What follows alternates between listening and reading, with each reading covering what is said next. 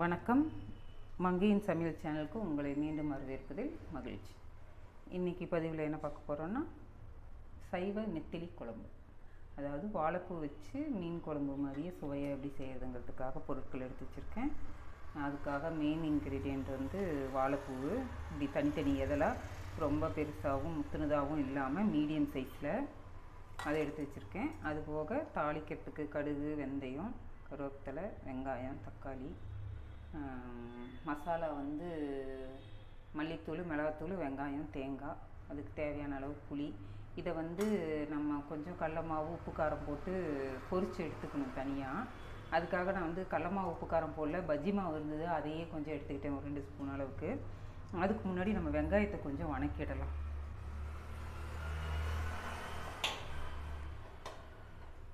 அதுக்கு வந்து சாம்பார் வெங்காயம் ஒரு கையளவுக்கு எடுத்துருக்கேன், அதை போட்டுக்கலாம். கொஞ்சமாக எனக்கு சும்மா ஒரு கப் அளவுக்கு குழம்பு இருந்தால் போதும், அதுக்காக கொஞ்சமாக எடுத்துக்கேன். அதுக்கு 1 ஸ்பூன் எண்ணெய் விட்டுக்கலாம். எண்ணெய் விட்டு கொஞ்சம் குழம்பு திக்காக வரத்துக்காக ஒரு 5-6 கடலைப்பருப்பு அது கூட போட்டுக்கிறேன். கடலைப்பருப்பு அது கூடயே போட்டு அப்படியே பொரிஞ்சிடும். ரொம்ப வேண்டாம், ஒரு 1/2 ஸ்பூன் அளவுக்கு இருந்தால் போதும். இல்லைன்னா ரொம்ப குழம்பு வலுவலுன்னு இருக்கிற மாதிரி இருக்கும். அதுக்கு தனிச்சிட்டேன் புகையுதுன்னு. இது கூட ஒரு 10 ஜீரகம் போட்டுக்கிறேன் டேஸ்ட்டுக்காக. அப்படியே ஸ்லோ ஃப்ளேமில் வேகட்டும். அதுக்கிடையில் இந்த 3 பல் பூண்டு எடுத்து வச்சுருக்கேன், அதையும் உளித்து அது கூட போட்டுக்கலாம். இது வதக்கி விட்டுருக்கேன். இது அப்படியே ஒரு 3 பல் பூண்டு, கொஞ்சம் ஒரு 1/2 ஸ்பூன் கடலைப்பருப்பு, கொஞ்சம் ஜீரகம், ஒரு 10 ஜீரகம், ஒரு கையளவுக்கு வெங்காயம் போட்டு வதக்கி விட்டுருக்கேன். இது வதங்கிட்டு இருக்கட்டும். இதுக்கிடையில் நம்ம இந்த வாழைப்பூக்கு பஜ்ஜி மாவு போட்டு பெசரி வச்சிடலாம். சும்மா ஒரு 2 ஸ்பூன் அளவுக்கு போட்டுக்கலாம். சும்மா அது பைண்டிங் ஆனால் போதும்.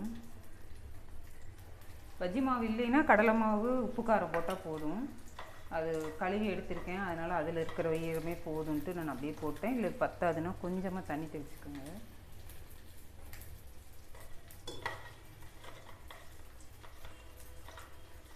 பைண்டிங்க்கு பத்தலைன்னா இன்னும் கொஞ்சம் மாவு போட்டுக்கலாம்.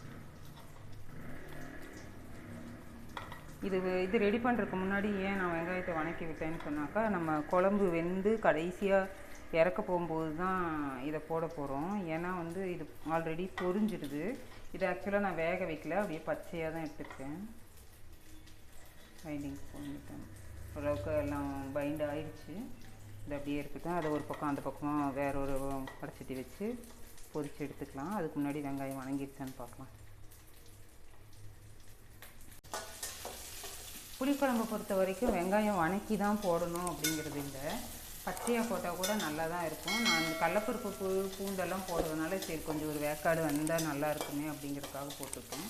இதை வந்து எடுத்து ஒரு தட்டில் கொட்டி வச்சிடலாம், ஆறட்டும்.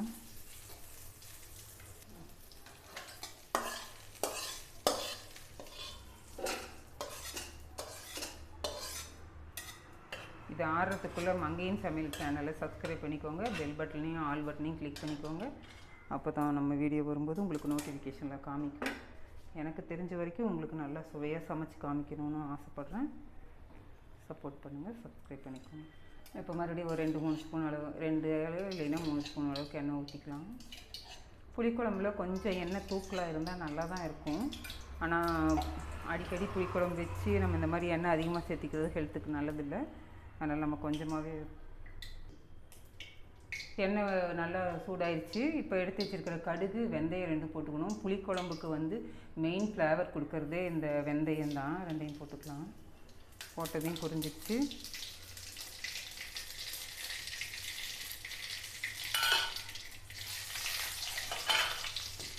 கருவேப்பிலை போட்டாச்சு.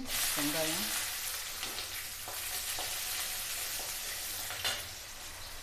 புகை வந்துச்சுன்னா அடுத்த தனிச்சு விட்டுக்கோங்க, இல்லைன்னா தீஞ்சு போயிடும்.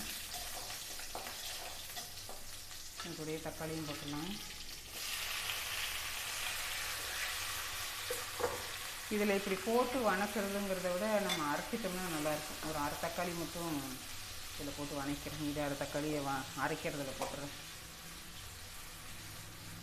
இந்த வெங்காயம் ஆறுனதுக்கப்புறம் அதில் வந்து ஒரு கை அளவுக்கு, ஒரு அரை கை அளவுக்கு தேங்காய், ஒரு 2 ஸ்பூன் மல்லித்தூள், ஒரு 1.5 ஸ்பூனு மிளகாத்தூள் எடுத்து வச்சுருக்கேன். இதையெல்லாம் வந்து அரைச்சிக்கணும். அதுக்கு முன்னாடி நம்ம இன்னொரு அடுப்பில் எண்ணெய் பாத்திரம் வச்சு நம்ம அந்த இதை ஒன்று ஒன்றா பொரித்து எடுத்துக்கலாம். சின்னதாக ஒரு வடைச்சட்டி வச்சு அதில் கொஞ்சமாக எண்ணெய் ஊற்றி வச்சுருக்கேன். அது சூடாகிட்டு இருக்கட்டும். இதில் வந்து கொஞ்சம் வெங்காயம் தக்காளி நமக்கு நல்லா ஃப்ரை ஆகிடுச்சு.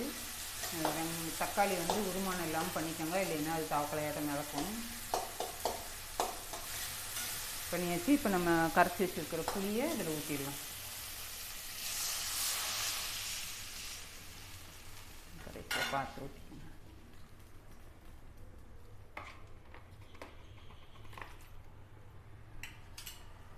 புளி ஊற்றிட்டேன். இதுக்கு உப்பு மஞ்சத்தூள் போட்டுருலாம். இதுக்கு தேவையான அளவு உப்பு போட்டுக்கிறேன். உப்பெல்லாம் கை நிதானம் தான், உங்களுக்கு தகுந்த அளவுக்கு போட்டுக்கோங்க. மஞ்சத்தூள் போட்டுக்கலாம். உப்பு மஞ்சத்தூள் போட்டு இந்த புளி தண்ணி வந்து இப்படி கொதிச்சுட்டு இருக்கட்டும். நம்ம செஞ்சு வச்சுருக்கிற மசாலாவை, அதாவது வெங்காயம் தேங்காய் மல்லித்தூள் மிளகாத்தூளை அரைச்சிட்டு வந்துடலாம். இது புளி நல்லா ஒரு கொதி வந்துடுச்சு. இப்போ இந்த செலவு அரைச்சிட்டு வந்துட்டேன். அதாவது வெங்காயம் தேங்காய் மல்லித்தூள் மிளகாத்தூள் பூண்டு இதெல்லாம் போட்டு அரைச்சிருக்கு. இதை வந்து இப்போ இதில் ஊற்றிடலாம்.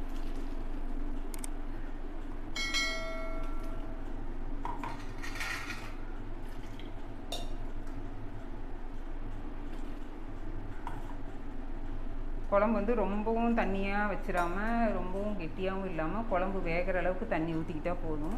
இப்போ இந்த கன்சிஸ்டன்சியில் இருக்குது. நமக்கு இன்னும் இது வந்து குழம்பு தயிராட்ட தேவைப்படும். கலர் பாருங்கள், அந்த தக்காளி அரைச்சதுனாலையும் மஞ்சத்தூள் போட்டதுனாலையும் கலரு நல்லா அட்ராக்டிவாக ஒரு கலராக இருக்குது. எனக்கு ரொம்ப பிடிச்சிருக்கு. இதுக்கடையில் அந்த பக்கம் எண்ணெய் சூடாயிடுச்சு. நம்ம அந்த கலந்து வச்சுருக்கிற வாழைப்பூவை பொரிச்சிட்டு வந்துடலாம். இப்படி ஒன்று ஒன்றா எடுத்து போட்டுக்கோங்க, அப்போ தான் வந்து தனியாக தெரியும். அப்படி குட்டானா எடுத்து போட்டோம்னாக்கா கட்டியாக ஆகிடும், நமக்கு அது ஃபிஷ் மாதிரியே தெரியாது. ஆக்சுவலாக இது பொரித்து போட்டாலும் நம்ம இதுக்குள்ளே போடும்போது, குழம்புக்குள்ளே போடும்போது அந்த கிறிஸ்பினஸ் போக தான் செய்யும். ஆனாலும் இது ஒரு டேஸ்ட்டாக நல்லாயிருக்கும். அடுப்பு தனித்து தான் வச்சுருக்கேன், ஏன்னா எண்ணெய் சூடாயிடுச்சு. இது நல்லா ஒரு ஆவி 2 ஆவி பிடிச்சி கொஞ்சம் கிறிஸ்பி ஆகிற வரைக்குமே வேகட்டும். ஏன்னா நம்ம இதில் தான் வாழைப்பூ வேக போகுது, குழம்புல அவ்வளோ ஜாஸ்தி நேரம் வேக போகிறது இல்லை. அதனால்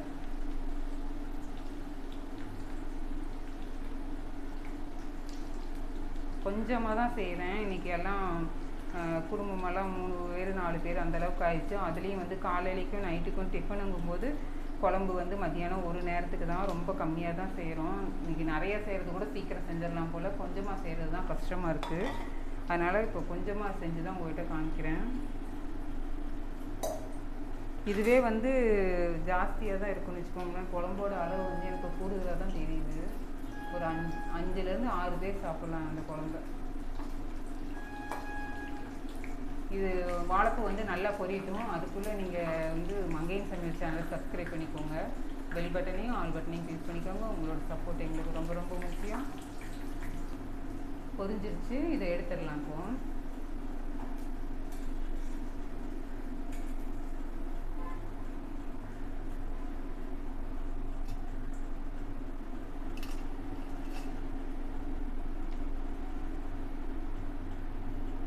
இவ்வளோ தான் போட்டிருக்கேன் பாருங்களேன். இது சும்மா சாப்பிடவே ரொம்ப அருமையாக இருக்கும். ஏன்னா பஜ்ஜி மாவு தானே போட்டிருக்கோம், நல்லாயிருக்கும் டேஸ்ட்டாக. அப்படியே கூட சாப்பிட்லாம். இது அவ்வளோதான், போட்டு முடிச்சிட்டேன். அடுப்பு ஆஃப் பண்ணிடுவேன். நேரம் ஆறட்டும். இன்னும் குழம்பு வந்து பதம் வரல, இன்னும் கொஞ்சம் திக்காகட்டும். இது இவ்வளோ தான் கொதிச்சிருக்கு, 2 கொதி தான் வந்திருக்கு. இன்னும் கொஞ்சம் பச்சை வாசம் போகிற அளவுக்கு கொதிக்கட்டும். ரெண்டாவது இன்னும் கொஞ்சம் கெட்டியாகட்டும். எப்படி மீன் குழம்புக்கு மீன் கடைசியாக போடுவோமோ அதே மாதிரி தான் இதுக்கும் போடணும். இன்னும் கொஞ்சம் இது கெட்டியாகட்டும். குழம்பு பாருங்கள், நல்லா கொதித்து இந்த பதத்துக்கு வந்திருக்கு. நல்ல ஓரளவுக்கு கெட்டியாக நமக்கு ஊற்றிக்கிற அளவுக்கு. ஆனால் புளிக்குழம்பு இன்னும் கொஞ்சம் கெட்டியாக இருந்தால் தான் நல்லாயிருக்கும். அதனால் இந்த ஸ்டேஜில் நம்ம இந்த பொரிச்சு வச்சுருக்கிற வாழைப்பூவை போட்டுடலாம்.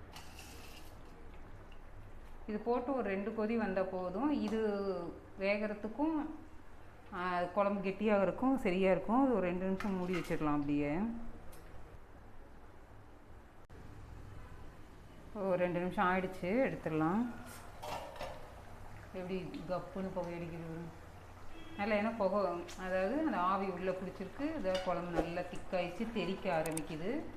இன்னும் ஆக்சுவலாக இந்த காய் போடாமல் வெறும் புளிக்குழம்பு, வெந்தய குழம்பு, வத்த குழம்பு அந்த மாதிரினா இன்னும் தயிர் மாதிரி எண்ணெய் பிரிகிற அளவுக்கு விடலாம். ஃபர்ஸ்ட் ஆஃப் ஆல் நான் எண்ணெய் அதிகம் விடலை ஒன்று.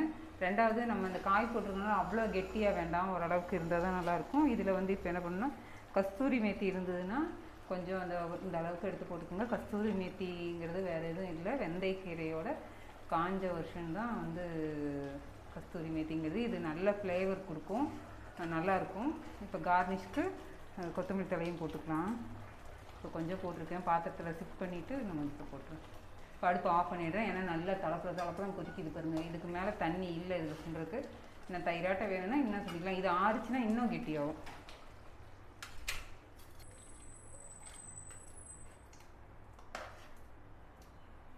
பாருங்கள், எனக்கு சின்ன கப்பில் 1 கப் அளவுக்கு தான் வந்திருக்கு. இதுவே வந்து ஒரு நேரத்துக்கு போதும். இதுவே ஒரு 4 பேர் நல்ல தாராளமாக 2 தடவை சாப்பிடலாம், அந்தளவுக்கு இருக்குது. கொடுக்கறது வந்து பெருங்காயம். இப்போ கொஞ்சம் பெருங்காயம் போட்டுக்கிறேன், கொஞ்சமாக போட்டுக்கிறேன். தாளிக்கும் போதே போட்டிருக்கலாம், இப்போ போட்டாலும் தப்பில்லை. கலக்கி விட்டுக்கிறேன்.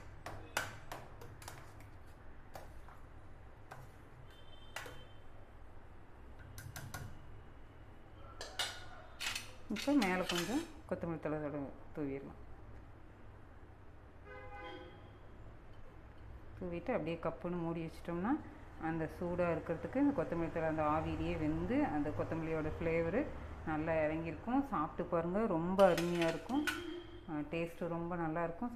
செஞ்சு சாப்பிட்டு பார்த்துட்டு எப்படி இருக்குங்கிறத கமெண்ட்டை சொல்லுங்கள். மங்கையின் சமையல் சேனலை சப்ஸ்கிரைப் பண்ணிக்கோங்க. இதே மாதிரியானது ஒரு நல்ல பதிவில் உங்களை மீண்டும் சந்திக்கிறேன். நன்றி, வணக்கம்.